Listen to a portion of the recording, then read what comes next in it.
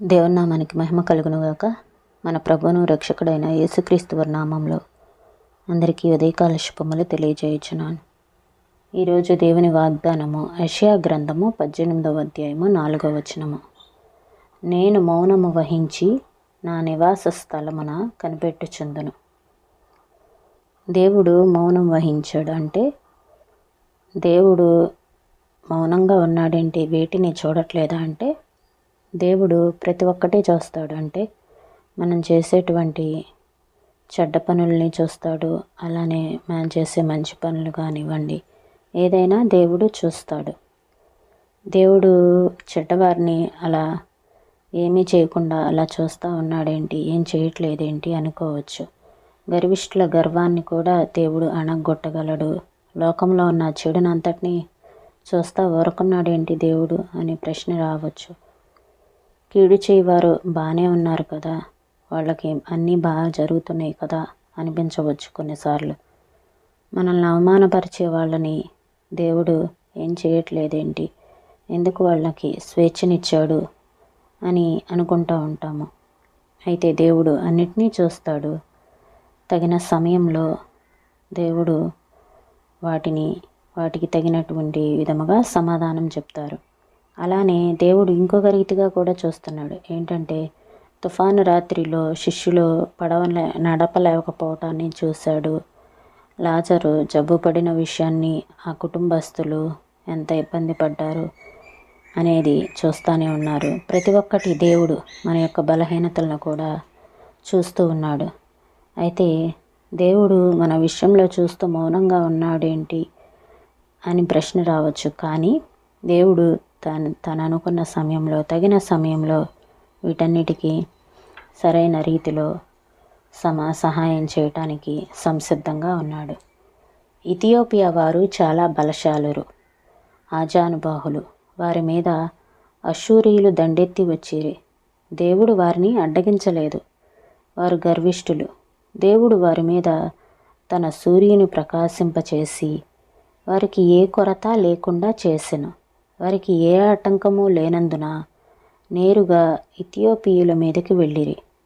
అయితే గడ్డి వలె ఎగిరిపోయిరి, పూర్తిగా పతనమైపోయిరి. దేవుడు మనం చేయు వాటిని కూడా గమనించుచు అడ్డగింపకుండా మన ఇష్టమును జరిగించుకొనుటకు వదిలిపెట్టును. ఆయన మౌనము ఆయన అంగీకారమని మనం అనుకొనకూడదు. అయితే ఆయన ఊరకుండి తగిన సమయంలో లేచి గర్విష్ఠుల గర్వమును ఒక్క దెబ్బతో అణగొట్టును. లోకంలో ఉన్న చెడును చూచుచూ ఊరకున్నాడు. కీడు చేయువారి కార్యములు జయకరముగా జరుగుచున్నట్లు మనుషులకు కనబడనిచ్చుచున్నాడు. మనలను అవమానపరచువారికి స్వేచ్ఛనిచ్చుచున్నాడు. అయినను ఆయన వాటిని దృష్టించుచున్నాడని మరచిపోవద్దు. ఆయన ఇంకొక రీతిగా దృష్టించుటయు మనము గమనించవచ్చు. తుఫాను రాత్రిలో తన శిష్యులు పడవ నడపలేకపోవుట యేసు చూచుచుండెను.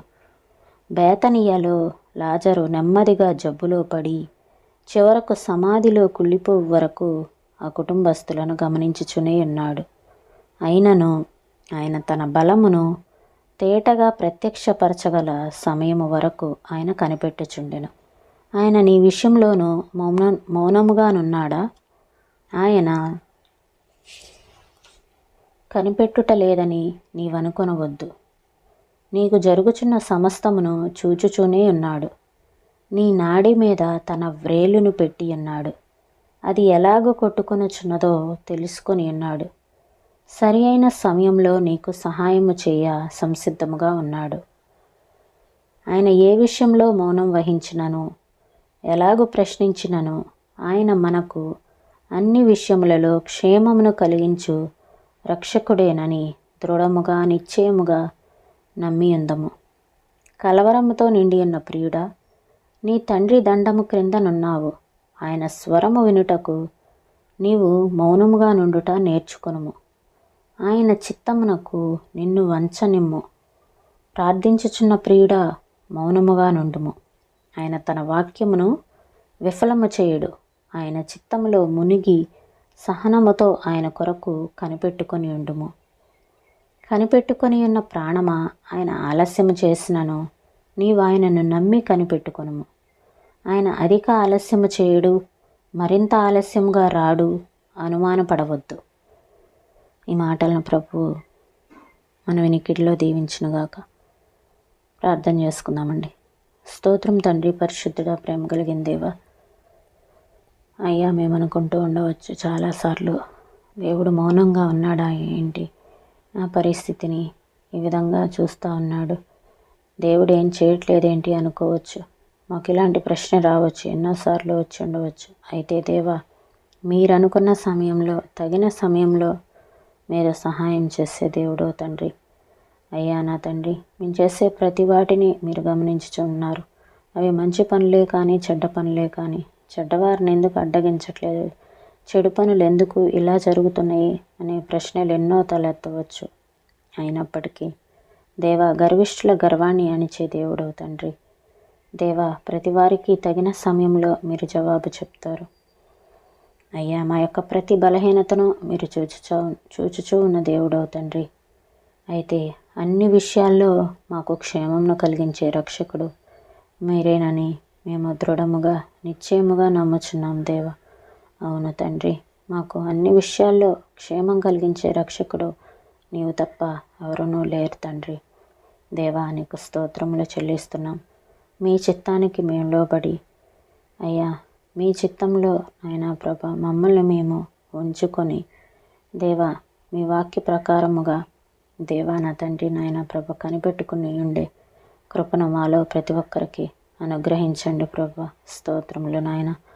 ఆలస్యం చేసినను దేవా, అధిక ఆలస్యము మీరు చేయరు దేవా, మరింత ఆలస్యముగా మీరు రారు దేవా. నీకు స్తోత్రములు చెల్లిస్తూ ఉన్నాం తండ్రి.